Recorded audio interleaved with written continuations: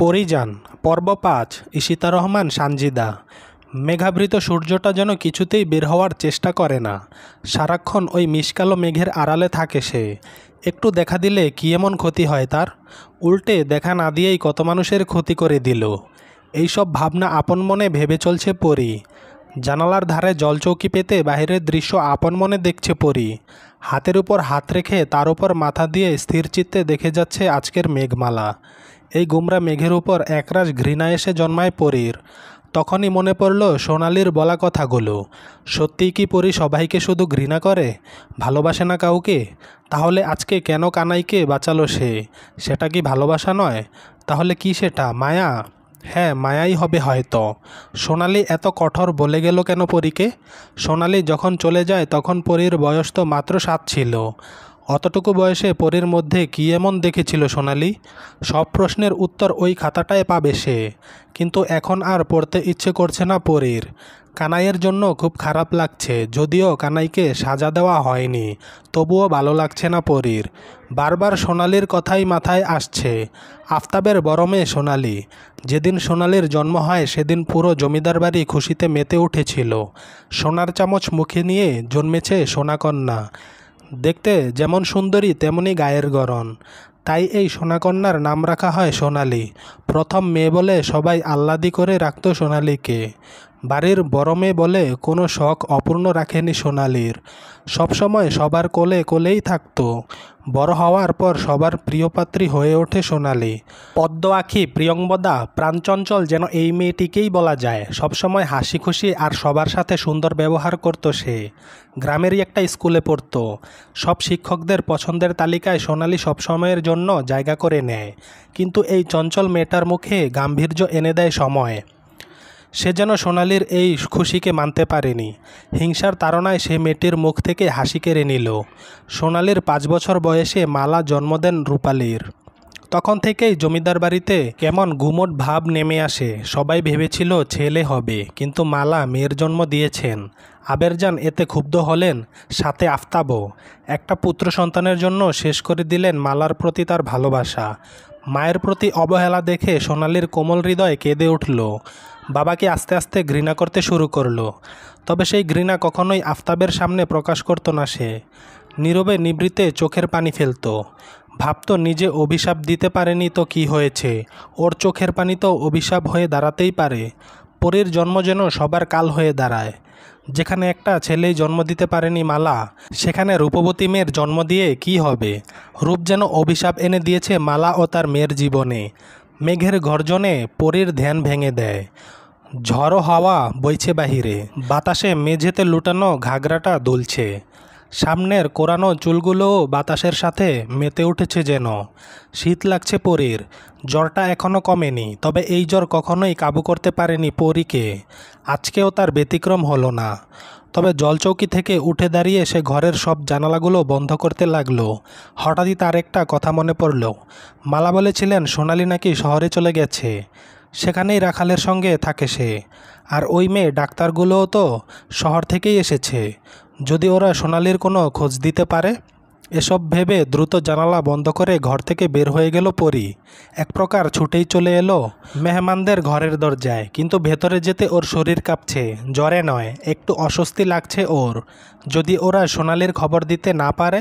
পরী আস্তে করে দরজায় হাত রাখতেই ঝনাত করে দরজা খুলে গেল। দরজা খোলার শব্দে পালক পেছনে ঘুরে তাকিয়ে পরীকে দেখে অনেক অবাক হলো। রুমি আর মিষ্টি ঘুমাচ্ছে। পালকও ঘুমানোর প্রস্তুতি নিতে যাচ্ছিল।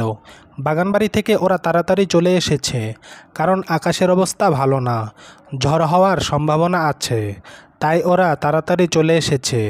দুপুরের খাবার খেয়ে একটু আগেই ঘরে এসেছে। রুমি মিষ্টি ক্লান্ত থাকায় ঘুমিয়ে পড়েছে। পরী এগিয়ে এসে পালকের সামনে দাঁড়ালো। ইতিমধ্যে ঘাম ছুটে গেছে পরীর। এমতাবস্থায় পরীকে দেখে পালক জিজ্ঞেস করে, কোনো সমস্যা পরী? মানে তুমি কিছু বলতে চাও? প্রশ্নটা ঝংকার তুলে দিল পরীর সারা শরীরে। কথা বলতে ওর ঠোঁট কাঁপছে। আচ্ছা, সোনালির সম্পর্কে কি কিছু জিজ্ঞেস করা ঠিক হবে? কিন্তু সোনালির জন্য বুকটা খুব জ্বালা করে পরীর। তাই সে আমতা আমতা করে জিজ্ঞেস করলো, আপনারা তো শহর থাইকা আইছেন? পালক পরীর অবস্থা দেখে এগিয়ে এলো। সামনের জলচকিতে বসে ইশারায় পরীকে বসতে বলে। দুহাতে নিজের ঘাগরা খামচে ধরিয়ে এগিয়ে গিয়ে বসে পড়ি। পালক মুচকি হেসে বলল, হ্যাঁ, আমরা শহর থেকেই এসেছি। পালকের সুন্দর আচরণে পরি যেন সাহস পেল। সে চট করেই বলে উঠল, আপনারা কি আমার সোনা আপার খবর আইনা দিতে পারবেন? কথাটা পালক বুঝল না, তাই পরীর প্রশ্নের বিপরীতে সে প্রশ্ন করে, সোনা আপাকে চিনলাম না, সব গুছিয়ে বলো, তাহলে বুঝতে পারবো। আমার বড় আপা সোনা আপা শহরে থাকে, আর আপনারা তো শহরে থাইকাই আইছেন। আমার সোনা আপার একটু খবর আইনা দিবেন, খুব ভালো হয় তাইলে। কতদিন আপারে দেখি না।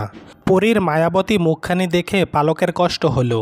এই মুখটা দেখলে বোধহয় পুরুষ কেন, কোনো নারীও পরীকে ফেরাতে পারবে না। টসটসে জলে ভরা চোখ দুটো সবাইকে ঘায়েল করার প্রধান অস্ত্র। তোমার আপা শহরে থাকে বুঝলাম, কিন্তু বাড়িতে আসে না?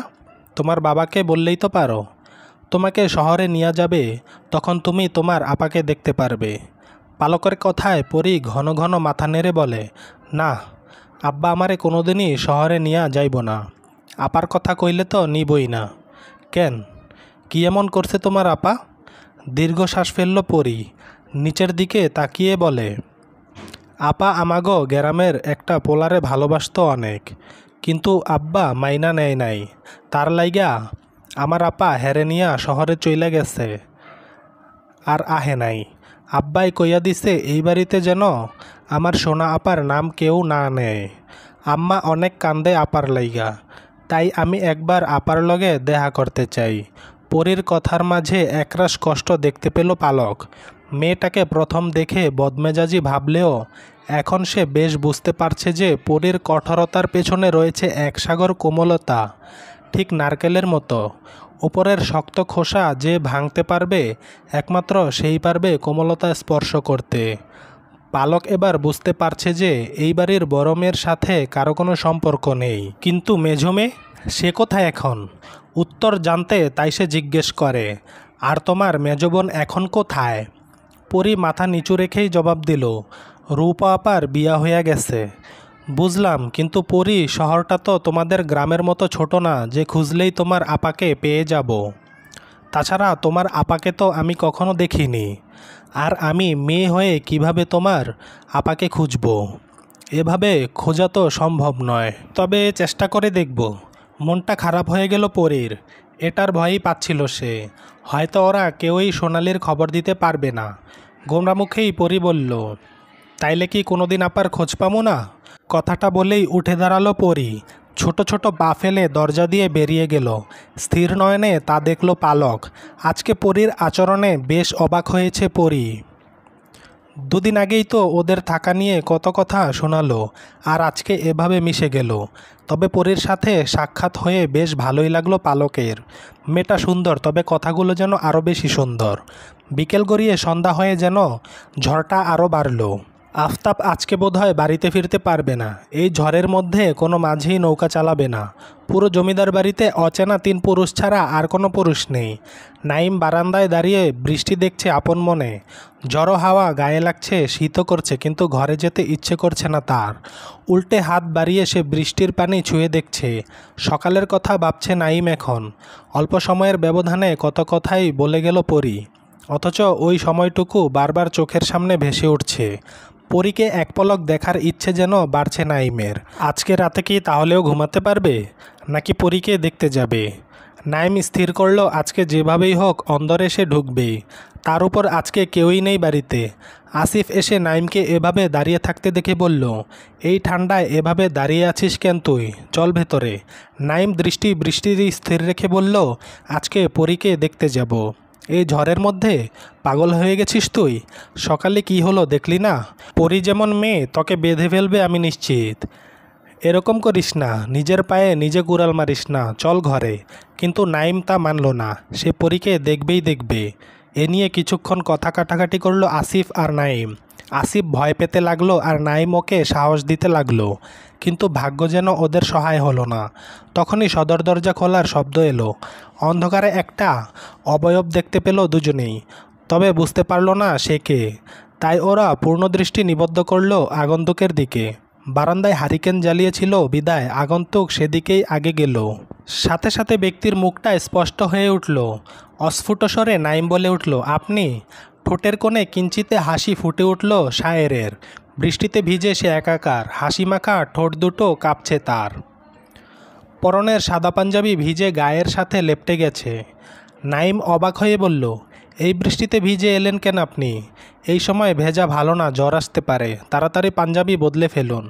শায়ের নাইমের ঘরের মুখোমুখি ঘরটাতে প্রবেশ করে। পাঞ্জাবি খুলে আরেকটা পাঞ্জাবি পরে নেয়। দড়িতে ঝোলানো গামছাটা নিয়ে মাথার চুলগুলো মুছতে লাগলো সে।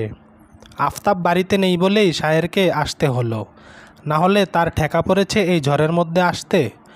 কোনো মাঝি আসতে চায়নি বিদায় সে নিজে এসেছে নৌকা চালিয়ে, সাথে কাক বেজাও হয়েছে।